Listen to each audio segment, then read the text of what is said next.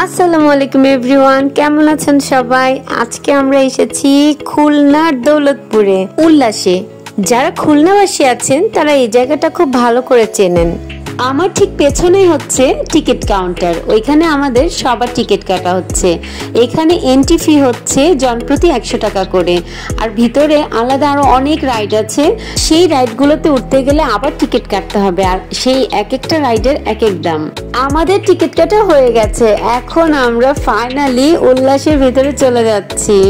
Wow, বাইরে থেকে যতটা সুন্দর ভিতরে তো আরো বেশি সুন্দর। ভিতরে ঢুকেই আমরা ভেবেছিলাম এত সুন্দর একটা জায়গা, এত খোলামেলা, আরিশের হাত ধরে ঘুরে ঘুরে ওকে সবটা দেখাবো। কিন্তু আরিশকে কোল থেকে নামানোর সাথে সাথেই ছুটে দৌড়ে পালাচ্ছে।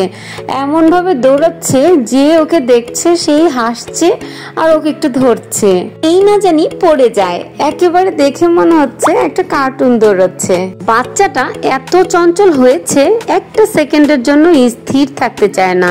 আরিশ এত বেশি দৌড়াদৌড়ি করছে, এত ঠান্ডার মধ্যেও ও পুরো ঘেমে গেছে। এত সুন্দর সুন্দর করে ডিজাইন করে মিউজিক সিস্টেম করা আছে, বাচ্চারা কোনটা ছেড়ে কোনটার কাছে যাবে মিউজিক বাজানোর জন্য বুঝতেই পারছে না।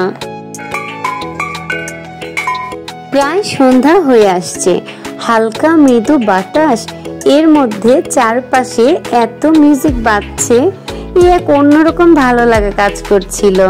এখানে এসে পেয়ে গেলাম আমরা আমাদের 2 চাকার সাইকেল, যে সাইকেলে বসে আমরা পুরো খুলনা শহর দেখতে পারবো। অনেকক্ষণ হাঁটাহাঁটি করার পর আমরা একটু বসার জন্য জায়গা খুঁজছিলাম, আর এর মধ্যে পেয়ে গেলাম অনেক সুন্দর একটা দোলনা, যে দোলনাটা কিনা দাঁড়িপাল্লার মতো। এক হাত দিয়ে ভিডিও করছিলাম আর আরেক হাত দিয়ে দোলনাটাকে স্থির করে বসতেই পারছিলাম না।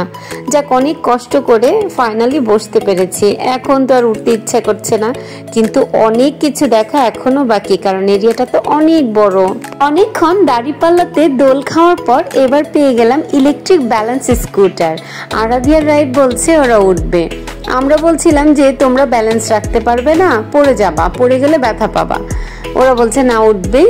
তারপর দেখলাম মাশাআল্লাহ ভালোই ওরা ব্যালেন্স করতে পেরেছে, কিন্তু আমরা আরিশকে কিছুতেই ব্যালেন্স করতে পারছিলাম না।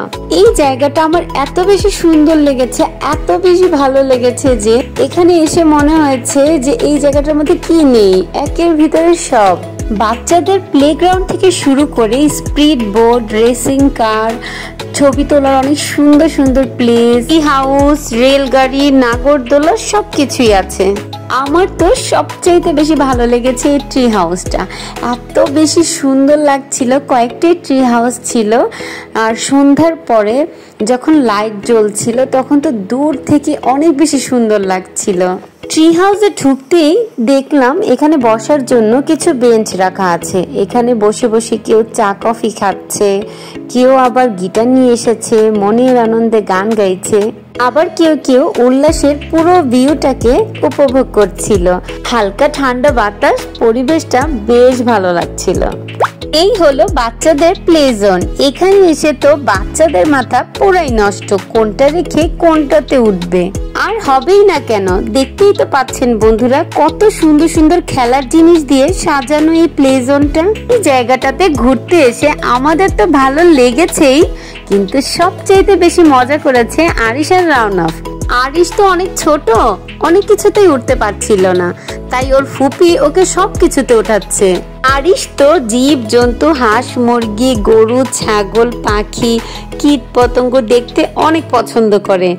বাসায় ও টিভিতে এগুলোই দেখে। এখানে এসে খেলনার এই এনিমেল দেখে অনেক বেশি খুশি। আরিশ তো ঘুরে ঘুরে সবকিছুতে উঠছে আর ভীষণ মজা পাচ্ছে। মজা পাবেই না কেন বলুন, যেগুলো এতদিন ও টিভিতে দেখে এসেছে সেই সব কিছু খেলনা হয়ে ওর সামনে। ও সবকিছুতে উঠতেও পারছে, কিছু ধরতেও পারছে, সবকিছু নিয়ে খেলাও করতে পারছে। বাচ্চারা এত বেশি মজা করছিল, ওদের এই আনন্দ দেখে আমাদেরও ভীষণ ভালো লাগছিল। আগে বাচ্চাদের খেলাধুলা করার জন্য মাঠ ছিল, মাঠে বাচ্চারা কত কিছু খেলতো, আর এখন বাচ্চারা শুধুমাত্র মোবাইলে আসক্ত হয়ে গেছে। আমাদের উচিত মাঝে মাঝে এরকম বিনোদনের জায়গায় ঘুরতে নিয়ে আসা। এতে করে বাচ্চাদের মানসিক বিকাশও ঘটে এবং অন্যান্য বাচ্চাদের সাথে মিলেমিশে খেলাধুলা করার অভ্যাসটাও গড়ে ওঠে। এত বিশাল বড় একটা এরিয়া আমার যতটুকু সম্ভব হয়েছে আমি আপনাদেরকে দেখানোর চেষ্টা করেছি।